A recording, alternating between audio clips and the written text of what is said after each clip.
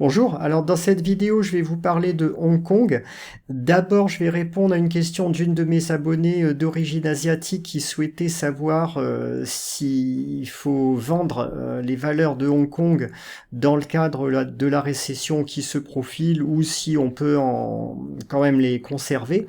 Et puis je vais élargir le sujet à l'ensemble des marchés émergents, de voir un peu ce qu'on peut faire là aussi, toujours dans le cadre de la récession qui se profile a priori. Alors si on regarde d'abord pour le sujet de Hong Kong, ce qui s'est passé, j'ai même pas parlé de 2008 parce qu'en 2008 c'est très simple, tous les actifs se sont crashés sans faire de détails. En 2000 c'était un peu différent, mais malgré tout, si on s'intéresse au cas de Hong Kong et des marchés émergents en général, vous voyez qu'il y a quand même eu globalement une baisse qui s'est produite sur l'ensemble des actifs de ce secteur. Alors vous avez en bleu l'indice de la place de Hong Kong, le HK50 ici, donc qui a fini entre le début 2000 et le printemps 2003 moins 44%. Pour exprimer en dollars, donc Hong Kong e-share a fini à moins 38%, le SP500 à moins 40%, donc il n'y a pas de grosse différence, c'est l'indice des marchés émergents exprimé en dollars, là c'est le fonds, l'ETF e-share Emerging Markets qui finit à moins 34%. Donc quand on regarde ça, a priori, on va dire qu'il n'y a pas de grosse différence entre les indices et que tout a baissé. Et du coup, on serait tenté de dire il faut vendre tout sans faire de distinction par rapport à la récession qui arrive. Si on creuse quand même le sujet un peu plus, alors déjà, si on se place, si je me place à la fin de l'année 2000, puisque le vrai marché baissier, il a commencé quand même, on va dire, à fin 2000, début 2001, sur la récession 2001-2002. Vous voyez que pour l'indice des marchés émergents, ça devient déjà beaucoup moins net. On était encore en positif au début de l'année 2002, donc il a quand même pas si mal résisté. Il finit à moins 14%. Par contre, la place de Hong Kong reste toujours faible dans ce cadre-là. Maintenant, si on va continuer l'exploration en termes de valorisation, la place de Hong Kong sur 2000 en termes de ratio CAPE était sur un point haut au début de l'année 2000. On avait un ratio, un cap ratio à 25, donc plutôt même assez largement en haut de la fourchette. Donc ça explique aussi la fragilité de la place de Hong Kong lorsque le marché baissier est arrivé. Et vous voyez qu'aujourd'hui, ça n'est absolument pas la même situation, puisqu'on est au contraire tout en bas de fourchette. On est 2 fois moins cher que ce qu'on était au début de l'année 2000. Donc c'est vraiment pas comparable. Si on cherche un point de comparaison, il faudrait le chercher en septembre-octobre 2001 où on était là sur un point bas de valorisation. Alors si je reprends mon graphique de performance que je place le démarrage donc je vais me placer en septembre ou octobre 2001. Bon, vous voyez que là, c'est déjà nettement mieux pour la place de Hong Kong. Donc le tracker Hong Kong e-share entre la fin 2001 et le début 2003, il finit quasiment à l'équilibre. Et là, il finit à moins 8% exprimé en dollars Hong Kong. Le tracker marché émergent général, lui, gagne 10% sur la période, alors que le SP500 finit à moins 16%. Donc, il faut quand même tenir compte de ce problème de valorisation. Aujourd'hui, le marché de Hong Kong est quand même l'un des moins chers du monde, c'est confirmé par plusieurs sites. Ici, vous avez le site ID Farm qui classe différents marchés avec différents critères de valorisation. On a le ratio, le PER ajusté sur 10 ans, ici les dividendes, ici les cash flows, ici le ratio capitalisation sur capitaux propres. Et sur tous ces critères, le marché de Hong Kong est le moins cher du monde, à l'exception, significatif, le moins cher du monde, à l'exception de la Colombie. Mais bon, la Colombie actuellement est dirigée par un gouvernement d'extrême gauche qui n'est pas forcément un modèle du genre. Donc, en termes de marché important, aujourd'hui, Hong Kong est le moins cher. Euh, Après, il y a aussi une différence significative par rapport à 2000. En 2000, on pouvait considérer que Hong Kong était encore presque anglais, c'était en aucun cas assimilable à un marché émergent. Aujourd'hui, Hong Kong est totalement corrélé au marché chinois, donc il y a eu un changement quand même important. Et on peut considérer qu'aujourd'hui, Hong Kong est un proxy pour investir en Chine tout simplement. Si on regarde l'indice Hang Seng aujourd'hui, vous voyez qu'il a déjà fait un marché baissier significatif. On est passé de 33 000 à 16 000. On a une division par deux du cours. Exprimé en monnaie constante, on serait sans doute aujourd'hui au niveau des grands points bas de 98 ou 2003. Donc vendre aujourd'hui les valeurs de Hong Kong parce qu'il y aurait une récession sur les places occidentales, ça me paraît pas judicieux. On a vraiment, et je le vois quand je propose des valeurs à mes abonnés, quand je fais des recherches sur les screeners sur Hong Kong, on a de très nombreuses mid-caps, il n'y a même pas besoin d'aller sur des small caps, il y a de nombreuses mid-caps qui sont complètement bradées avec des rendements sur dividendes à 10%, des PER à 5, etc. Donc c'est pas, à mon avis, une place à vendre aujourd'hui. Bon, par contre, il y a un risque géopolitique évident à Hong Kong, qui est encore plus élevé si vous êtes occidental, si jamais il devait y avoir un conflit entre la Chine et Taïwan. Donc si vous êtes résident fiscal occidental, évidemment c'est encore plus dangereux, mais même sans ça, il y a le risque géopolitique lié à Xi Jinping qui est bien présent sur Hong Kong. Donc ce qu'il faut, on peut rester investi sur Hong Kong, ça il n'y a pas de problème pour moi. Par contre, avoir une exposition modérée de son portefeuille sur cette place. Les fonds, je vous rappelle, ça c'est le problème général des fonds en marché émergent. Lorsque vous prenez un fonds généraliste marché émergent, vous avez une exposition considérable sur le secteur Chine-Taïwan qui est de l'ordre de 40%. Pour moi, c'est clairement excessif. Et ensuite, il y a le problème de l'Inde. Alors là, je vais élargir le sujet maintenant à d'autres marchés émergents, maintenant que j'ai traité le problème de Hong Kong.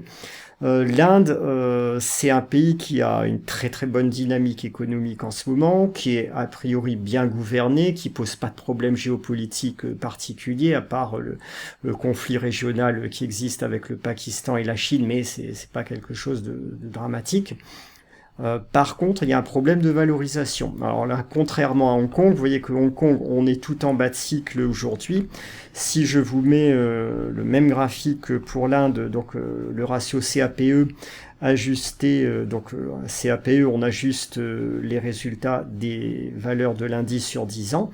Bon, vous voyez que on a un CAPE à plus de 40. Alors évidemment, il y a une bonne croissance en Inde, évidemment ce pays a un bon potentiel, mais pour moi, ça ne justifie pas d'avoir à investir sur un pays qui a un CAPE à 40 juste avant le déclenchement d'une récession, a priori sur les marchés occidentaux. Alors, cette valorisation excessive du marché indien, elle se confirme largement sur le deuxième site, sur le site Idea Farm. Vous voyez que tous les ratios ici, donc on a le CAPE, ici c'est le ratio par rapport aux dividendes, donc capitalisation sur dividendes, on est à moins de 1% de rendement sur dividendes, 5 fois les capitaux propres, donc c'est tout ça. Pour moi, il y a un gros problème et donc voilà, je vous déconseille d'investir aujourd'hui sur un tracker iShares généraliste marché émergent si vous êtes positionné dans une optique long terme. On peut spéculer éventuellement à horizon de quelques semaines à quelques mois pour profiter des tout derniers instants du marché haussier, mais pas plus. Alors, il y a des solutions au sujet. Alors, vous avez un tracker généraliste marché émergent qui va sélectionner les sociétés qui ont des critères value clairs. Donc lui, il a le même problème géographique, à savoir une exposition excessive sur le secteur Chine-Taïwan. Ça c'est clair, elle est même encore plus forte, puisqu'on en est à 46% sur le secteur Chine-Taïwan. Mais au moins, il y a une sélection, il y a une vraie sélection value. Et ici, donc, vous avez les critères value, le PER moyen à 7,7. et le ratio capitalisation sur capitaux propres à 0,84. Donc bon, ça c'est bon, on peut dire que c'est valide comme fonds value. Donc eux, je suppose qu'ils continuent à accorder une place importante à l'Inde, mais ils ont certainement choisi au niveau de... Pardon, là je me trompe d'onglet. Donc ils ont certainement choisi au niveau de l'Inde les sociétés qui ne sont pas surévaluées, qui ne posent pas de problème à ce niveau-là. Donc on peut acheter ce fonds, à mon avis, si on s'intéresse au marché émergent. Par contre, il va pas falloir acheter que cet ETF, parce que vous aurez une exposition excessive au secteur Chine-Taïwan. Donc il faut diversifier. Vous pouvez par exemple investir 25% de votre ligne entre guillemets émergent sur cet ETF et compléter ensuite par des ETF individuels sur d'autres pays qui présentent une décote intéressante, des valorisations de bas de cycle. Alors j'en ai repéré quelques-uns qui sont à mon avis valables. Il y a la Pologne évidemment dont je vous ai déjà parlé. Bon, vous voyez que la Pologne reste sur une valorisation en bas de fourchette, même si elle a les ratios un petit peu montés sur les 2 dernières années. On a également le Brésil qui n'est pas du tout surévalué dans le contexte actuel. Donc acheter des ETF Brésil, voire ensemble de l'Amérique latine, en ce moment, à mon avis, c'est bon. Il y a Singapour. Bon, Singapour n'est pas un marché émergent à proprement parler, c'est un marché développé, mais il est sur la zone Asie et il commerce pas mal avec les pays émergents. Eux aussi, ils ont une valorisation en bas de fourchette. La Corée du Sud aussi, là aussi on n'est pas sur un vrai marché émergent, on est sur un marché développé, mais avec une valorisation en bas de fourchette ici, comme vous pouvez le voir. Et on a quelques autres plus petits marchés. On a Israël par exemple, qui n'est pas très cher en ce moment. Donc vous voyez ici l'historique de valorisation pour Israël. Donc voilà, ça peut être une autre idée. Il y a le Mexique qui se distingue aussi avec une valorisation basse par rapport au normal historique. Et on a aussi l'Afrique du Sud, donc je vous montre ici le graphique pour l'Afrique du Sud, qui a une valorisation en bas de fourchette. Donc, avec tous ces pays que je vous ai cités, vous pouvez mettre de petits investissements fractionnés comme ça sur plusieurs ETF, le volant d'investissement que vous souhaitez consacrer au marché émergent pour garder une exposition raisonnable au secteur Chine-Taïwan. Et diversifier vers d'autres pays qui aujourd'hui ont des valorisations en bas de fourchette comme ceux que je vous ai cités par exemple. Si vous faites ça, à mon avis, vous aurez un ETF, vous aurez un investissement synthétique sur les pays émergents qui sera bien diversifié et en même temps qu'il y aura de vraies caractéristiques value avec des valorisations basses en bas de cycle, mieux à même de résister à une récession sur les pays occidentaux. Le gros problème des fonds généralistes sur les marchés émergents, c'est qu'ils pondèrent juste en fonction de la taille du pays, et ça c'est absurde. On ne va pas acheter un actif parce qu'il est plus gros ou parce qu'il est plus petit, quel que soit le pays sur lequel vous investissez, de toute façon en tant que particulier, il y aura suffisamment de liquidité sur les ETF pour pouvoir acheter et vendre quand vous le souhaitez, donc il n'y a pas de souci de liquidité. Et à ce moment-là, je pense qu'il faut au contraire pondérer de façon équitable sur les différents pays qui vous intéressent, peu importe que ce soit un petit pays comme Israël ou un gros pays comme la Chine. L'essentiel c'est de pondérer, de diversifier sur plusieurs secteurs géographiques, sur plusieurs pays, sans tenir compte de la taille de l'économie du pays sur lequel vous investissez. Voilà pour mon commentaire sur les marchés émergents. Quoi qu'il en soit, n'oubliez pas qu'on approche d'une récession et que d'ici quelques semaines à quelques mois, il faudra avoir un volant de liquidité important dans vos portefeuilles. De toute façon, bon, il n'y a pas d'urgence absolue, le marché n'est pas encore baissier, mais pensez-y, voilà, d'ici les élections américaines par exemple.